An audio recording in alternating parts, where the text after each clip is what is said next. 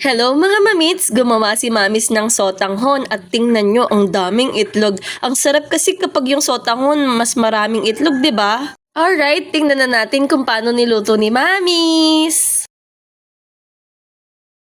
Lagay na tayo ng patik. Panimpla. Asin. Paminta. Cubes. Aswete. Para kumulay siya. May kulay ang buhay. Sa asweting pang kulay. Maganda ang buhay. Nahulakan niyo na ba?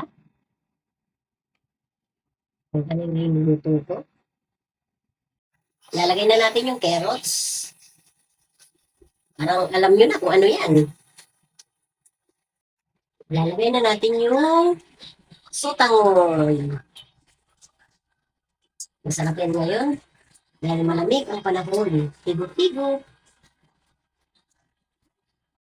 Isabay na natin yung repolyo.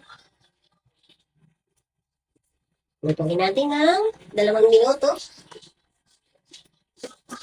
Lalagay na tayo ng dahon ng sibuyas. Pampasarap. At saka buong itlog.